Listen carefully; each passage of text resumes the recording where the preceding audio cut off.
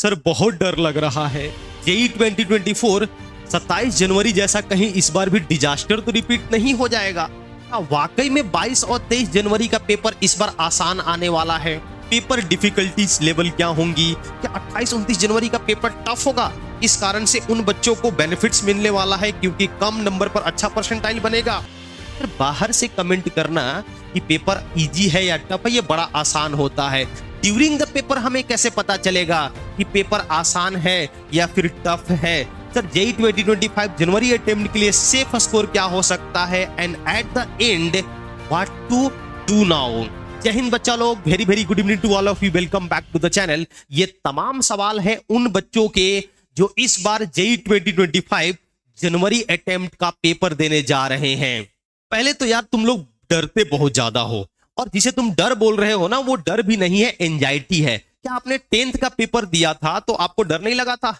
आपको एंजाइटीज नहीं हुई थी? क्या आपको घबराहट नहीं हुई थी? बहुत सारे बच्चों ने 12th का पेपर दे रखा होगा, बोर्ड में आपने अच्छा स्कोर किया है, क्या उस टाइम आपको घबराहट नहीं हुई थी, डर नहीं लगा था? तो ये घबराहट एग्जाम का है, ये ह्यूमन टेंडेंसी है, सबको हो रही है, और इस बात का प्रमाण है कि आप अच्छा तैयारी कर रहे हो, आप कंपटीशन में बने हुए हो। कुछ बच्चों ने सवाल पूछा कि क्या सर 22-23 जनवरी का पेपर वाकई आसान होगा?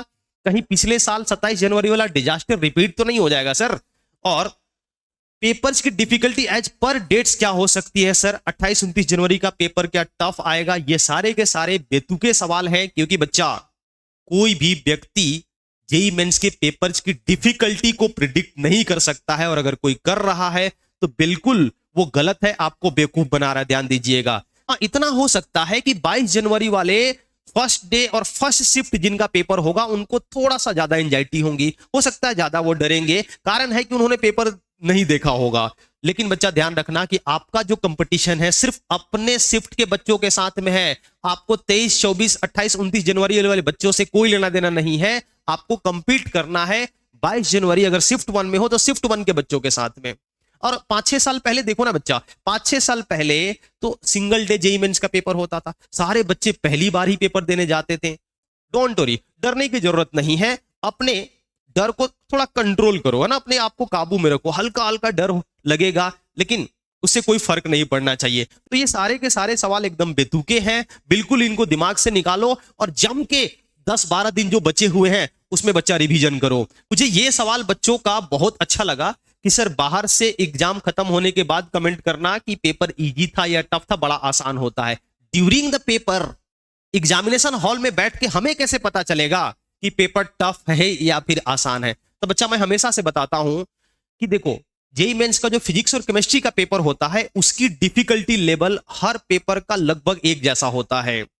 कोई भी पेपर टफ या आसान या फिर मॉडरेट होगा ये डिसाइड करता है मैथ्स का पेपर। तो आप मॉक टेस्ट में मैथ्स में जो भी एवरेज स्कोर कर रहे हो, अगर फाइनल एग्जाम में आप उससे ज्यादा अटेम्प्ट कर पा रहे हैं, ज्यादा स्कोर करने जा रहे हैं, ये तो पता चल जाएगा ना आपको एग्जामिनेशन हॉल में। इसका मतलब कि वो पेपर आसान है जिसमें 5-7 क्वेश्चन ज्यादा अटेम्प्ट करना पड़ेगा, क्योंकि उसका कट ऑफ थोड़ा हाई जाएगा। तो यही एकमात्र तरीका है कि मैथ्स के पेपर से ही आप पता कर सकते हो कि हमारा पेपर इजी है या फिर डिफिकल्ट है। ठीक है। कुछ बच्चों ने पूछा कि सर हमें मॉक टेस्ट कब तक देना चाहिए, लास्ट मॉक टेस्ट हमारा कब हो सकता है? तो मैं हमेशा से बच्चों को बताता हूं कि जब भी आपका पेपर है उसे 4-5 दिन पहले आप मॉक टेस्ट देना बंद कर दो। ठीक है क्या? अगर किसी का 22 या 23 जनवरी को पेपर है तो उसको 16-17 जनवरी तक या मैक्सिमम 18 जनवरी तक मॉक टेस्ट देना चाहिए। तो अभी से 10 या 11 दिन बचे हुए हैं, तो आप 3 या 4 मैक्सिमम मॉक टेस्ट दो। कुछ बच्चे बोल रहे थे कि सर मॉक टेस्ट में हमारा लगातार जो है मार्क्स डिक्रीज कर रहा है। तो बच्चा एक मैं बात बताना चाहूंगा, हो सकता है कि जो आप मॉक टेस्ट दे रहे हैं उसकी डिफिकल्टी लेवल फ्लैक्चुएट कर रही होगी, और मार्क्स अगर नीचे जा रहा है, आपका कॉन्फिडेंस डाउन हो रहा है, तो वो वाला मॉक टेस्ट देना बंद करो और आप पिछले कुछ सालों के पीवाईक्यूज उठाओ, है ना, पूरा का पूरा ईयर वाइज पीवाईक्यू उठाइए कि आपने 2023 का कोई एक शिफ्ट का पेपर उठा लिया और उसको एज ए मॉक टेस्ट देना शुरू करो। उससे पता चलेगा कि आपका स्कोर बढ़ रहा है कि नहीं बढ़ रहा है। ठीक है क्या?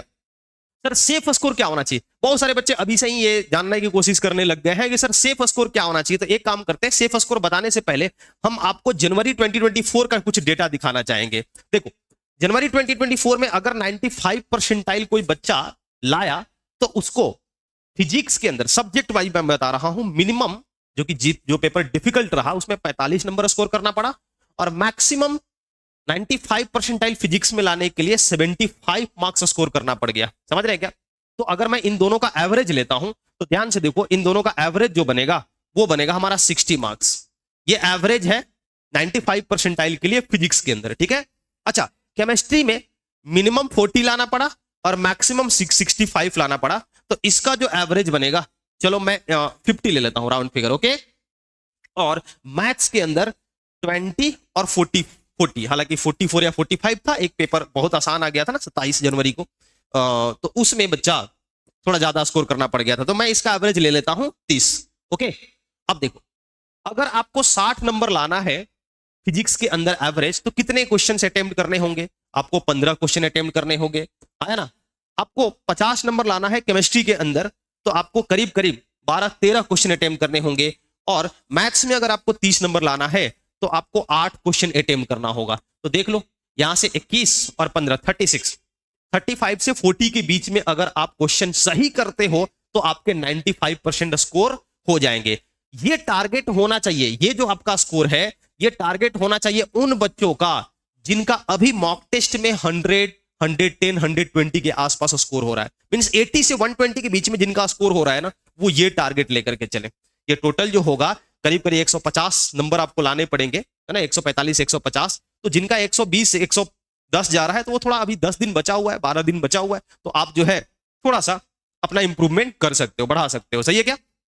अच्छा, जिन बच्चों का मॉक टेस्ट में जो मार्क्स है वो अभी 140, 150, 160 आ रहा है, तो उनको अपना टारगेट रखना चाहिए 99 परसेंटाइल। तो देखते हैं कि पिछले साल जनवरी अटेम्प्ट में 99 परसेंटाइल लाने के लिए क्या स्कोर करना पड़ा। फिजिक्स के अंदर मिनिमम 70 और मैक्सिमम 90, तो एवरेज कितना बनता है बच्चा? 80 मार्क्स। केमिस्ट्री के अंदर मिनिमम 58 और मैक्सिमम 85, तो एवरेज बनता है इसका हम 70 ले लेते हैं, ठीक है, राउंड फिगर। मैथ्स में बच्चा 35, हालांकि मैंने बोला ना एक पेपर में बहुत ज्यादा स्कोर चला गया था, 74 चला गया था शायद, लेकिन मैं उसको काउंट नहीं करता हूं, तो ये सब 65, ठीक है। इसका जो आपका एवरेज आएगा वो 50 आएगा। अब इसके लिए कितना क्वेश्चन करना पड़ेगा सर? तो यहां देखो, आपको 20 क्वेश्चन सही करने पड़ेंगे फिजिक्स के अंदर, मिनिमम 20 क्वेश्चन, ध्यान दीजिएगा, है ना। अटेम्प्ट इससे ज्यादा करोगे तभी 20 आपका सही होगा। आओ बच्चा केमिस्ट्री में देखो, केमिस्ट्री में आपको करीब करीब 18 क्वेश्चन सही करने पड़ेंगे।